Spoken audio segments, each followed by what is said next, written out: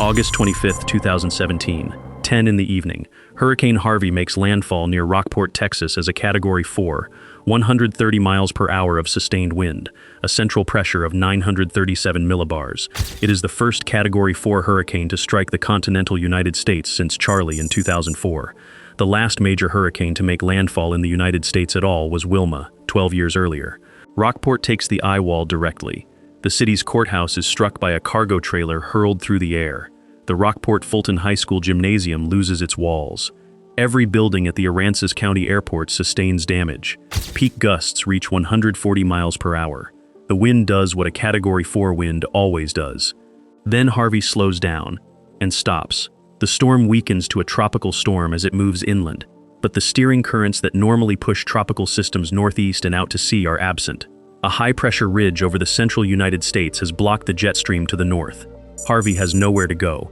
It stalls over southeast Texas, wobbles east, briefly re-enters the Gulf of Mexico, and returns. For 5 days it circulates over the same geography, pulling moisture off Gulf water running at 86 degrees Fahrenheit, above average for the time of year, and releasing it in continuous bands over the Houston metropolitan area. 60.58 inches of rain fall near Nederland, Texas, the highest tropical cyclone rainfall total ever recorded in the United States. Harvey did not destroy Texas with its wind. It destroyed Texas by staying. Begin with breaking news concerning Hurricane Harvey. It has just made landfall about 15 minutes ago along the coast of Texas as a Category 4 hurricane. This video just in from Galveston, Texas. As you can see the wind whipping around those palm trees. The radar doesn't look much better at all. It shows us a very well-defined eye. And that area of landfall was around Rockport, Texas, which is just north of Corpus Christi. But this is just the beginning. Houston sits on the Gulf coastal plain in one of the flattest, lowest, and most flood-prone positions of any major American city. The land is not just low, it is clay. The surface soils across much of Harris County are tight, fine-grained, expansive clays that absorb water slowly and shed it quickly once saturated. When rain arrives faster than the ground can accept it, the water moves across the surface rather than into it, seeking the bayou network that carries it toward Galveston Bay. Houston's bayous, Brays, Buffalo, White Oak, Greens, are the drainage system. They are also slow, sediment-laden channels that run through neighborhoods at shallow gradient. They do not have the capacity to absorb what Harvey was about to deliver. The geometry of the city amplifies the problem. Houston covers an area roughly the size of Chicago, Cleveland, Detroit, and Philadelphia combined. The city has no zoning ordinance, the only major American city without one. Residential subdivisions, industrial facilities, retail parking lots, and warehouses have been developed in proximity to each other and to the bayous, with minimal regulatory constraint on how development interacts with drainage. The result, across decades of growth, is a metropolitan area covered in impervious surfaces that shed water into the bayou network at rates that even modest storms can overwhelm. The Katy Prairie occupied the western reaches of Harris County for centuries, a broad, flat grassland that acted as a natural detention basin, absorbing and slowing floodwater before it reached the bayous. Development has reduced it to roughly 1/4 of its original size. Between 1992 and 2010, nearly 25,000 acres of wetlands across the Houston region were lost to development, removing an estimated 4 billion gallons of natural water retention from the watershed. More than 7,000 housing units were constructed within the 100-year floodplain in Harris County between 2010 and 2017 alone. In the years immediately before Harvey, Houston had experienced what residents and officials called historic flooding events in May 2015 and again in April 2016, events so severe they received individual names: the Memorial Day flood and the Tax Day flood. Both caused deaths and billions of dollars in damage. Both were described at the time as 500-year events. Harvey arrived 15 months after the Tax Day flood. It was Houston's third 500-year flood in 3 years.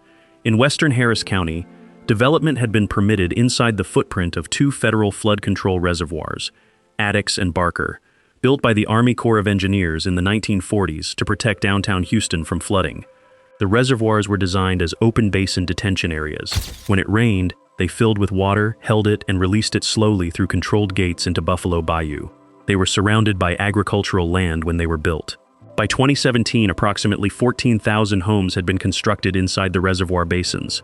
Many of those homeowners did not know they lived inside a reservoir. The Corps had never told them.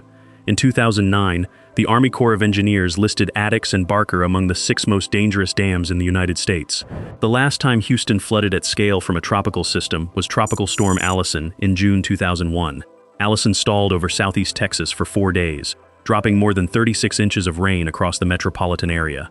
It caused 23 deaths in Texas, flooded more than 70,000 structures, and produced $8.5 billion in damage, at the time the costliest tropical storm in United States history. It was a demonstration of exactly what a stalled tropical system could do to a flat, low-lying, rapidly developing city with inadequate drainage capacity.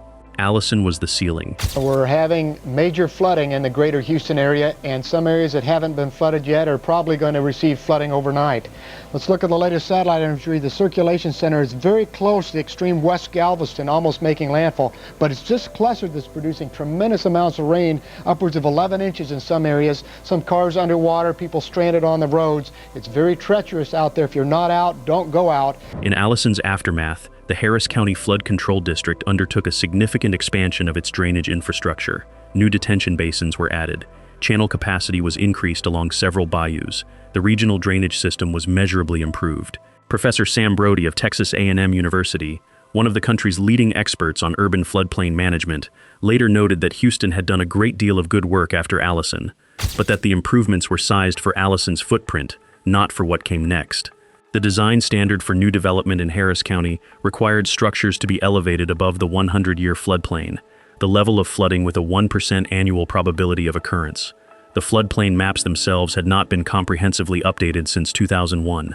The maps in use when Harvey struck reflected the city's drainage capacity and floodplain boundaries as they had existed when Allison hit, before 16 additional years of development had covered additional prairie, filled additional wetlands, and added additional households to the watershed. Allison had deposited 36 inches of rain over 4 days. Harvey was about to deposit 60 inches in the same amount of time. The infrastructure had been calibrated for the last disaster. The difference between 36 and 60 inches, in a city built on clay over a flat coastal plain with no zoning and 14,000 homes inside 2 federally managed reservoirs, is not a matter of degree. It is a different category of event entirely. The ceiling Allison set was the highest ceiling Houston had ever needed. Harvey arrived 12 feet above it. Harvey first develops as a tropical wave off the west coast of Africa in early August 2017, crosses the Atlantic, degenerates over the Caribbean, and reforms as a tropical depression in the Bay of Campeche on August 23rd. The Gulf of Mexico water temperature along its track is running at 86 degrees Fahrenheit, above the seasonal average, above what it was a decade earlier. Harvey intensifies rapidly in the warm, low-shear environment of the Western Gulf. In 57 hours, it goes from a regenerating tropical depression to a Category 4 hurricane. It is the most rapid intensification event the Gulf of Mexico has seen in years. At 10 p.m. CDT on August 25th, it makes landfall on San Jose Island, just east of Rockport.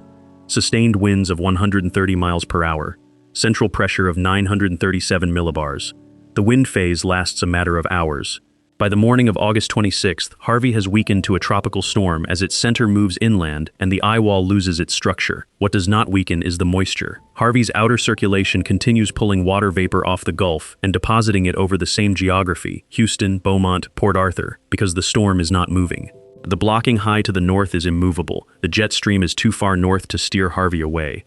A city gets not one rainfall event but a continuous succession of rain bands, each dropping inches per hour, over the same streets, the same bayous, the same neighborhoods, for 5 days. By Sunday morning, August 27th, 48-hour rainfall totals in the Houston area are approaching 25 inches, most of it falling in a 9 to 12-hour window Saturday night. The National Weather Service office in Houston issues its first flash flood emergency at 9:27 p.m. on August 26th. It issues 9 more over the following days. By the morning of August 27th, Bush Intercontinental Airport records 16.07 inches in a single calendar day, a new record by more than 5 inches. Houston's Hobby Airport records 35.6 inches over 4 days, nearly double the previous 4-day record for any station in the city.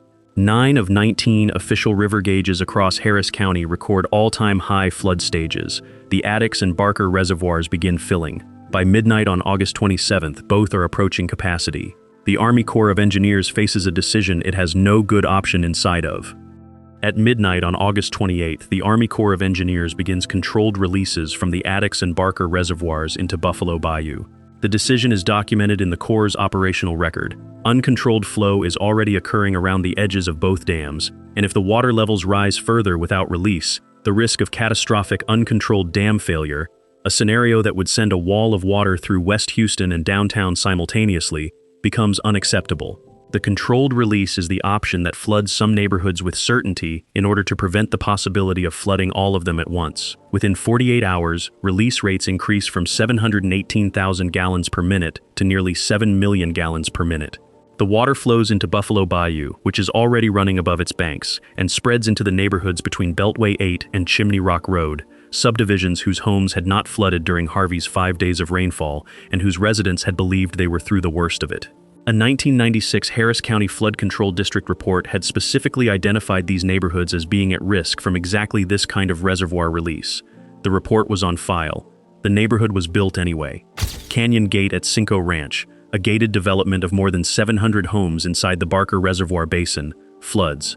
Families who had ridden out the storm dry, who had never flooded in previous events, who in many cases had never been informed that their subdivision sat inside a federal flood control reservoir, watch water rise through their ground floors in the days after Harvey has already moved toward Louisiana. More than 4,000 homes downstream of the reservoir outlets are severely damaged or destroyed by the controlled release. Many of them would not have flooded at all from Harvey's rainfall alone. Across the broader Houston metro, the rescue operation is the largest in Texas history. More than 13,000 people are rescued from floodwaters in the first days after landfall. Texas Governor Greg Abbott activates all 12,000 members of the Texas National Guard. The Navy deploys the USS Kearsarge and USS Oak Hill. Coast Guard helicopters fly systematic grid patterns across flooded subdivisions.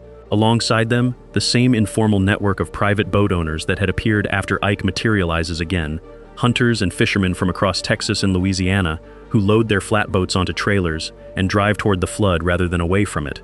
They navigate streets by reading the tops of road signs. They knock on second-floor windows. They carry people out of attics. Houston Mayor Sylvester Turner opens the George R. Brown Convention Center as an emergency shelter. By August 30th, it holds more than 10,000 people. It was built for 10,000. The city requests additional cots, food, and water for another 10,000 beyond that. In Dallas, the K. Bailey Hutchison Convention Center opens as a secondary shelter for evacuees who can reach it. The shelter system, designed and sized for anything previously experienced in Harris County, is not sized for Harvey. In the Meyerland neighborhood along Brays Bayou, a community that had flooded in the Memorial Day flood of 2015, flooded again in the Tax Day flood of 2016, and whose residents had become accustomed to the cycle of flood and repair, the water rises higher than either previous event. Some homes flood for the third time in 2 years. Some residents have not yet finished repairs from the Tax Day flood. 68 people died directly from Hurricane Harvey. All but 3 of those deaths are from freshwater flooding, not storm surge, not wind. 35 additional indirect deaths are recorded.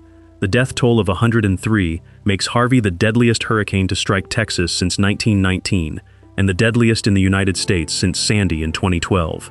Damage reaches $125 billion, tied with Hurricane Katrina as the costliest tropical cyclone ever recorded.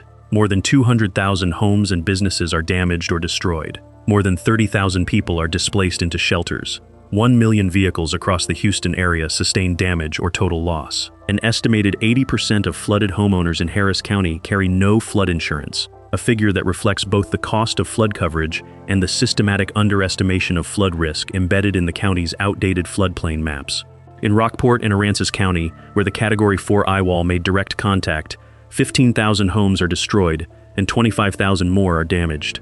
The coastal tourism industry loses an estimated 50% of its winter season. Rockport Fulton, a community of roughly 11,000 people, takes years to rebuild. The petrochemical corridor between Houston, Beaumont, and Port Arthur, the Golden Triangle, home to some of the highest concentration of refining capacity in the Western Hemisphere, goes partially offline as rainfall of 40 inches or more inundates facilities throughout the region. Fuel prices across the United States spike to their highest levels in 2 years. After Harvey, Harris County passes a $2.5 billion flood bond, the largest in its history, to fund drainage improvements, buyouts of repeatedly flooded properties, and detention basin construction. FEMA revises the Harris County floodplain maps. The Army Corps of Engineers begins a study of Addicks and Barker that will eventually lead to a major structural modification program. More than 7,000 acres of private land inside the reservoir basins that were deliberately inundated by the controlled release become the subject of federal lawsuits arguing the government owed compensation for the taking of private property. A federal judge rules in 2026 that downstream homeowners suffered excessive damage from the Corps' release decisions. Now to a ruling that was really a gut punch to thousands of homeowners devastated by Hurricane Harvey. They were the Houstonians flooded out when water was released from local reservoirs. That judge's decision, the dismissal of a lawsuit against the Army Corps of Engineers. The NHC Tropical Cyclone Report on Harvey notes that the storm produced a 1,000-year or greater flood event across a large portion of southeast Texas, a statistical designation meaning the rainfall had less than a 0.1% chance of occurring in any given year. Harvey was also Houston's third 500-year flood in 3 years. What that sequence describes is not a run of bad luck. It describes a city that has been building its statistical exposure faster than it has been building its infrastructure. After Harvey, Houston tightened its floodplain development standards, requiring new construction in the 500-year floodplain rather than the 100-year floodplain. The city of Houston challenged a legal ruling that conflicted with the new standard. The legal status of Houston's flood development rules remains in active dispute. The Gulf of Mexico water temperature during Harvey was above the seasonal average for that time of year. Attribution studies published after the storm found that global warming had increased Harvey's rainfall totals by approximately 15% and had made a storm of Harvey's rainfall intensity 3 times more likely than it would have been in the pre-industrial climate baseline. The stalling pattern that kept Harvey over Houston for 5 days is linked to a broader weakening of the atmospheric circulation that normally moves tropical systems out of the Gulf. Houston is larger now than it was in August 2017. The Katy Prairie is smaller, the reservoirs are still there, the clay is still clay, and the Gulf remains warm.